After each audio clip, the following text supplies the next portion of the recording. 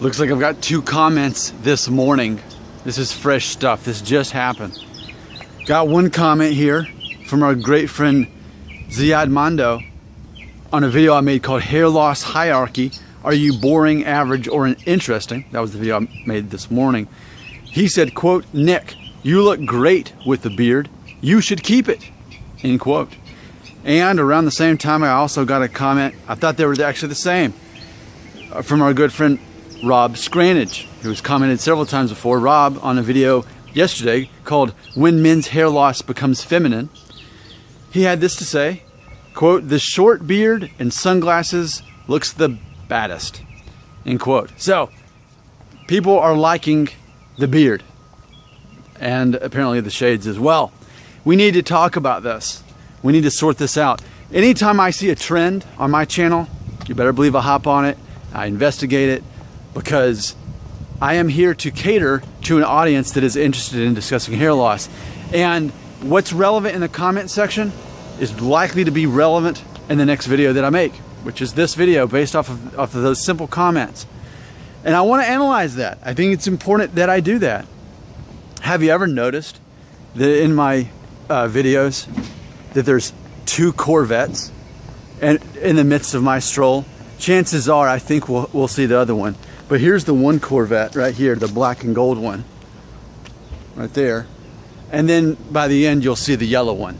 But that black one's new, but 2 Corvettes in the parking lots here. So you know who's running each of those offices, don't you? So let's talk more about the sunglasses, the beard in particular.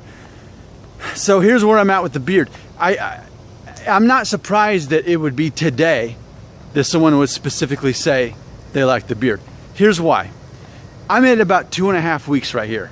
Now, studies have come out where they ask women at what age, at what length a man's beard looks good, and they showed a picture of the same guy from clean shaven all the way to I think a month or something.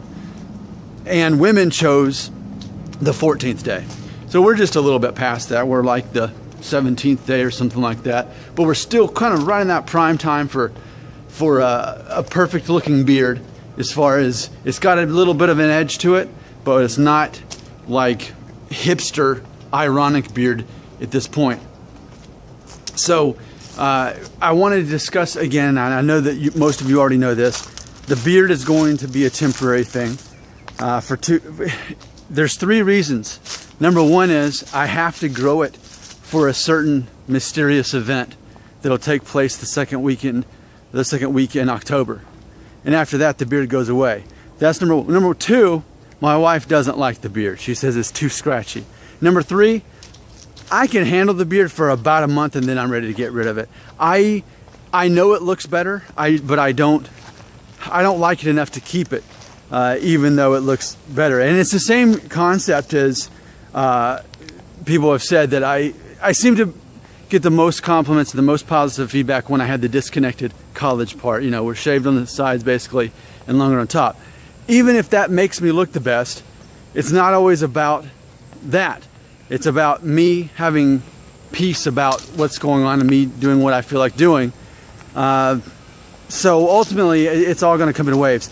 I very much appreciate the feedback about the beard, and you will be able to see the beard for at least another 2 weeks, but I'm not going to be trimming it. I'm going to specifically be growing it. Now, I promised you to show you the other Corvette. Okay. I thought someone was doing trimming on the grass and there was a loud sound, but it's one of those is going to go out next week and somebody's not going to have air conditioning. That's why I'm making the noise.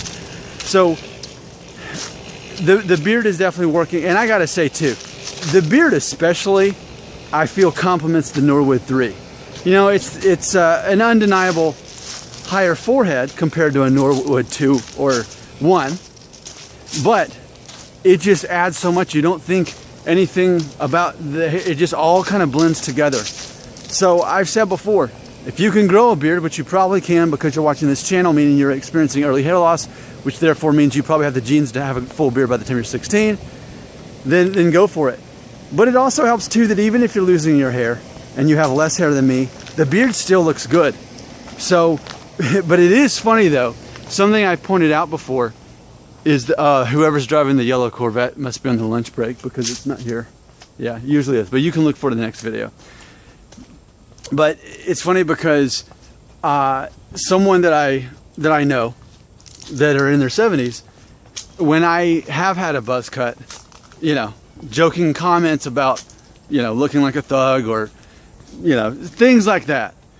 And with the beard, what has the comment been? You know, it was some other kind of funny, sarcastic thing like, when are you going to finally cut that beard? You're looking like a hillbilly, whatever it is.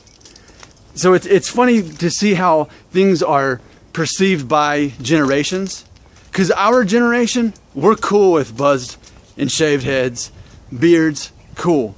But it's funny because you're never going to be able to please everybody with what you do as you encounter your identity change as someone who's losing his hair. But, you know, these are modifications that go a long way, you know. What's funny, I'll close with this little story here. There's a place called Unclaimed Baggage, and I want you to Google it as soon as you stop watching the video. Unclaimed Baggage. It's in Scottsboro, Alabama, and it's about 45 minutes from where I grew up. And all the lost luggage of the world basically ends up there, and they sell it pretty cheap. About 7 years ago, I was there. These are Tommy Hilfigers. Who knows how much they originally cost? I think I paid like $6 or $7 for them, just because I needed some sunglasses real quick, and I picked them up. So it's funny how a secondhand pair of sunglasses and a beard can go a long way. Do you think anybody's paying attention to hair loss? And it goes back to those 7 or the 11 different tips of being cool for a guy. I almost feel, well, no, I do feel it's mandatory watching. If you're going to continue watching my channel, you need to go back a few days ago and look for that, where it says basically how to be balding and still be cool, 11 tips, something like that. You'll see the thumbnail. I'm beefing up my thumbnails to see if that increases more viewership as well. In closing, I'm asking your input on this, as you've helped me with input on this about the beard. I have a question for you. It may seem trivial, but as you know, during the week, typically most of my videos are me walking around, getting some fresh air, kind of a stream of consciousness as I'm talking, like I am now. And then also, typically on the weekends, when I'm at home, I'm shooting videos at night in my living room on the tripod, in better lighting, better quality, probably less rambling, less stream of consciousness, more focused. For you personally, is there one style that you like better than the other? I blend them together to give more of an organic feel. I don't want things to seem too studio by having a perfect tripod and lighting. I think it's important to have the realness of me walking around and stumbling a little bit. But do you have a personal preference? Do you like these better when I'm walking around outside, or do you prefer when I'm in my living room and there's no distractions and I'm a little bit more focused? What do you prefer? What appeals more to you? Can you even tell a difference? I can't tell a difference in the number of views. It seems either way, if it's a relatable video, people watch it, and if not, they don't. But I definitely value your opinion on that. You can help me out and let me know what you think right here in the comments. Thank you for what you do. Yes, for what you do.